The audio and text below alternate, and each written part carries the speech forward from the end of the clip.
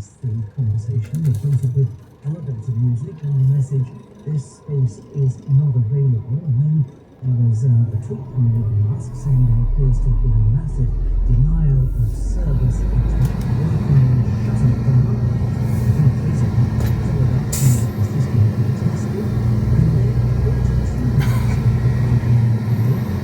Mr. Musk's supposed and he apologised for the late start, whereupon Donald Trump sort of leapt in to save him, saying that it must have been a meltdown caused by the record number of people logging onto the site to talk with him, Victoria. So what was that conversation? When did they talk about then, these two giant of American figures? Quite a lot. It ran for over 2 hours, 2 hours and 16 minutes to be precise, Victoria, and it swiftly strayed into very familiar territory, starting with discussion of the recent assassination attempt on Donald Trump. He said he was more of a believer in God now than he'd been before, which will no doubt be welcome news to his many evangelical followers. The two men talked about illegal immigration, inflation, the economy. Donald Trump talked about building an iron dome over the United States and that in Israel to repel any sort of foreign attack. And there was a lot of unsubstantiated claims on the part of Mr. Trump, and the sort that we've heard before, all of which went unchallenged by human rights, including dire warnings about the possibility of a third world war. And the two men clearly see eye to eye on a range of issues, including immigration, crime, and the economy. And so then if this was to bring back Mr. Trump on X, or Twitter as it was called when he was banned because of spreading misinformation that led to the January 6th attack on the Capitol, Mr. Musk is here giving him the platform. Is this a way to try and get and sway those called undecided voters in this election? It's a very interesting question. Now, the Trump campaign in recent days has cut back on balance. It's said to be shifting its outreach to smaller groups of voters who it believes will determine the outcome of the election in November. Non-traditional voters, if you like. For example, last week, Mr. Trump gave an interview to an internet influencer by the name of Adin Ross. But he seems to be struggling, does Donald Trump, to counter the enthusiasm generated by the nascent Harris-Walz campaign, which polls continue to show is pulling ahead nationally and in several of the key swing states. There's our North America correspondent, Chris. And as you might imagine, when two billionaires come together, David Beckham, Elon Musk and Donald Trump, there was plenty of conversation about the economy, and in particular deregulating. So here to explain is our business presenter, America. Tell us more. So what exactly is meant by deregulation, and why were they talking it up so much? Well, deregulation, James, is basically reducing or eliminating altogether government power over a particular industry. Now, Mr. Musk has been advocating for the reduction, at least, of regulation for many years now, and it's not very surprising because he is waging at about a dozen separate regulatory or legal battles with the Biden administration or independent federal agencies related to his huge business empire. Of course, he's the owner of X, formerly Twitter, but also Tesla, as well as SpaceX, among other things. And issues involve, things like unions and, staff's working conditions, to vehicle safety, to, of course, privacy on X or Twitter. So that's why he has been advocating for the deregulation of the economy. And Mr. Trump has also been a supporter of that kind of move. He wants to slash government regulations. So if Mr. Trump was to be re-elected, I guess Elon Musk will have a much easier time than what he's been facing under the Biden administration. And they actually argue that deregulation, or rather regulation, caused inflation, the cost of living crisis, because they force, I guess, firms to spend more money to deal with regulations. So, those were the things that they were discussing when in the segment about the economy. Yeah, long conversation between the two got underway a bit late because of what Mr. Musk said was a cyber attack, essentially, on his X platform. Is this true?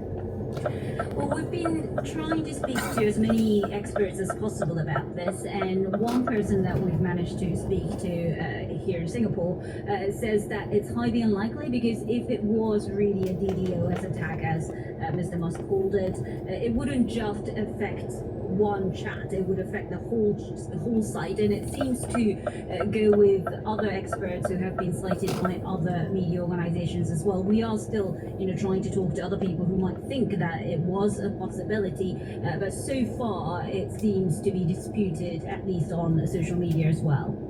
Guy, thank you very much indeed. Just looking at the reaction from the Kamala Harris campaign to all this, saying Trump's entire campaign is in the service of people like Elon Musk and himself, self-obsessed rich guys who will sell out the middle class, and we cannot run a live stream in the year 2020.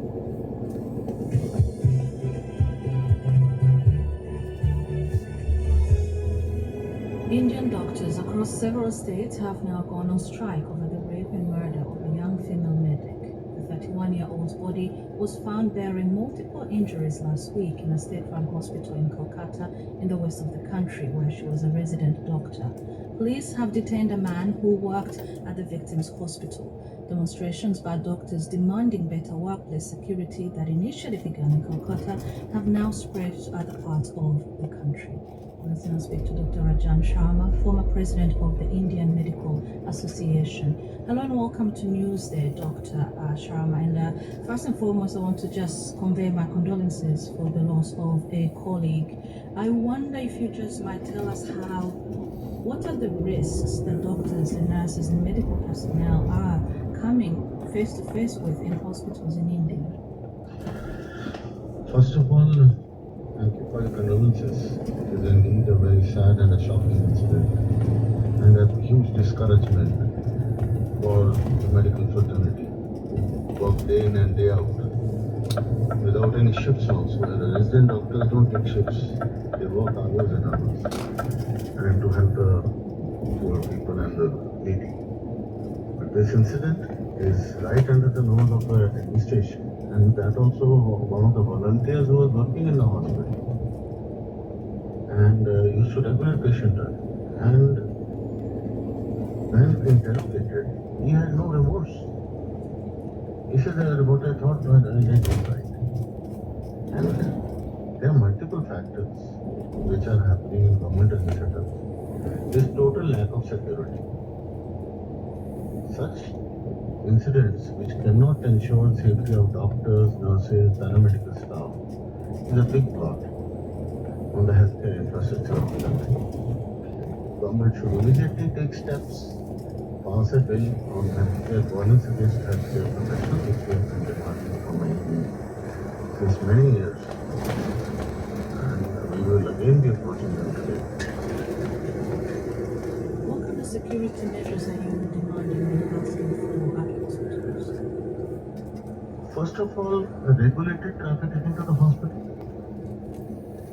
In government setups, we see there is no regulation. Anybody can visit and sit on the bed with the patient. There are too many people.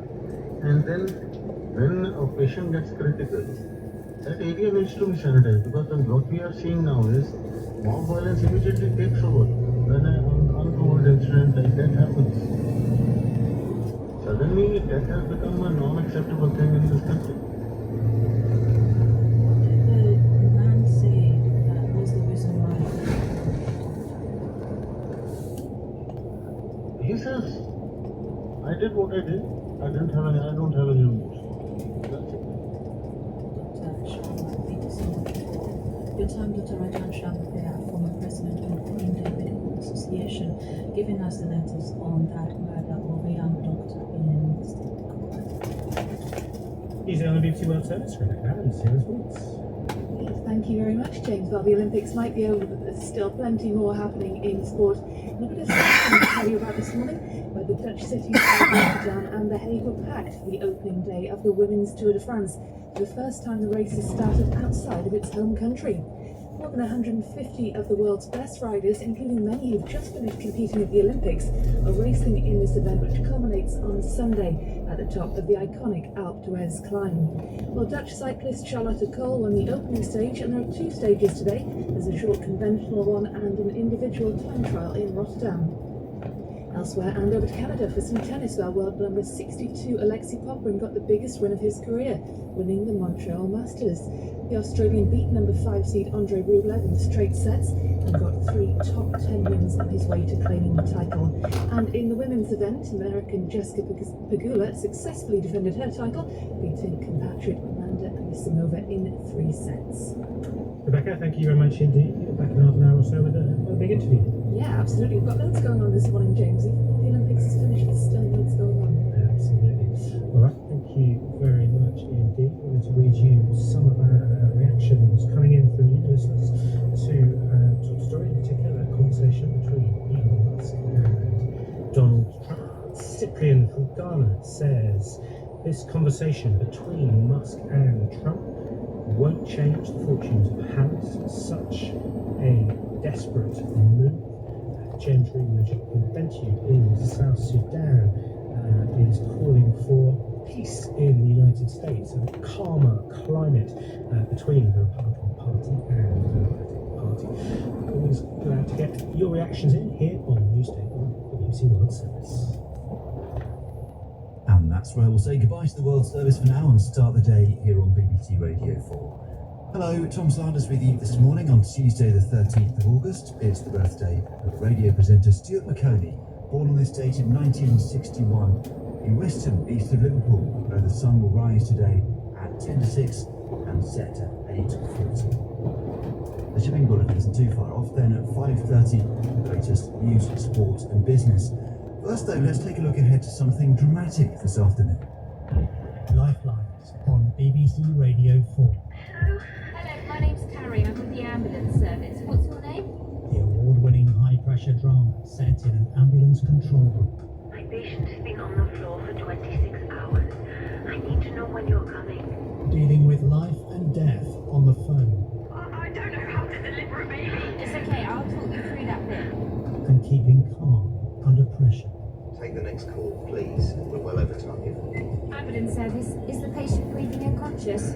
Lifelines on Radio 4 and BBC Sounds this afternoon at 2:15. Now it's a very good morning to Simon King.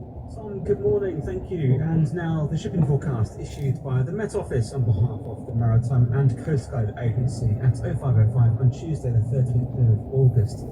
There are warnings of gales in Viking, North Sierra, South Sierra, Shannon, Rockall, Mannin, Hebrides, Bailey, Faroes and Southeast Iceland. The general synopsis at midnight. Low, Southeast Iceland, 981. Do something that's difficult to catch, like the golden snitch, is it called? Do something like that. That might be a bit more interesting. So, listen, anybody who's killed an animal, I'd like to hear from. How do you justify it? Maybe you're a gamekeeper. Maybe you're a poacher turned gamekeeper. Maybe you've been on a hunt and spent a lot of money going to somewhere exotic to kill an animal. How do you justify hunting? Because there is, as I say, I refer to that question I made earlier about whether or not hunting is ever justified. I think on occasions it is, isn't it? And that's one of the reasons why we have zoos. People hate zoos because they think they're cruel and all the rest of it. And in terms of preserving species, it's vital. Did you know there are more tigers of all different breeds of tigers? There are more tigers in private captivity now than there are in the wild, which is an extraordinary thing. That came out from that amazing Netflix documentary about the, is it called Tiger King? Again, because I'm English, I'm not going to give away the end to that particular story, but it's just amazing.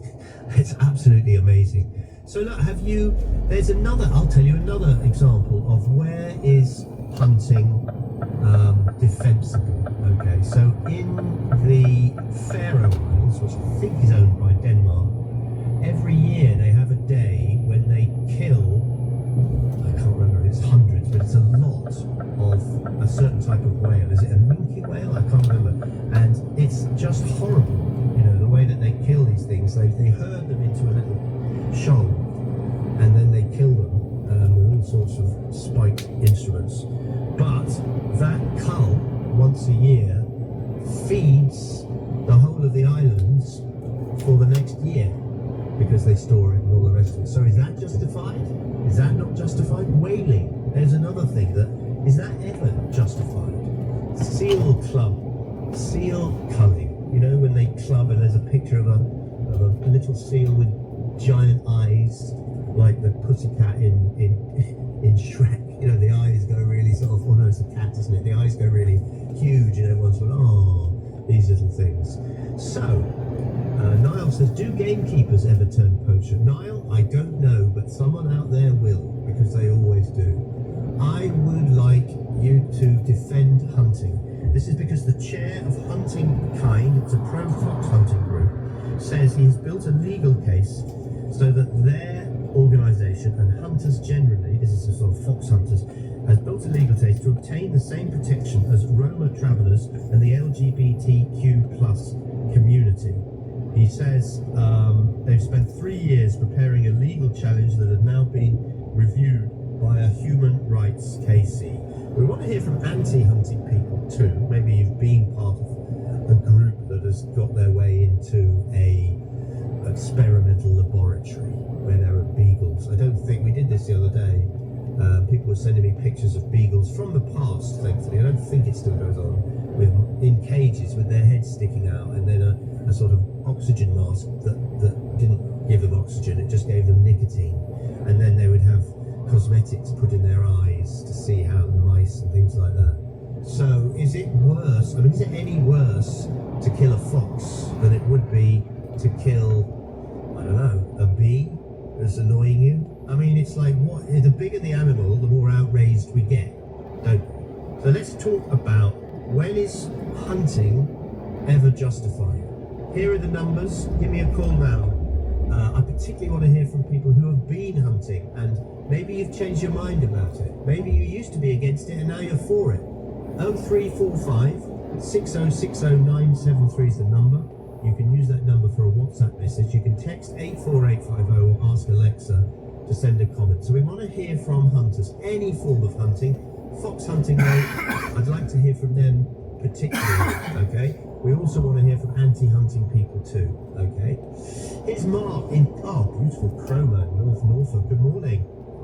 Good morning, how are you? I'm fine. Are you a hunter? No, I'm very sorry to tell you that you've done it again.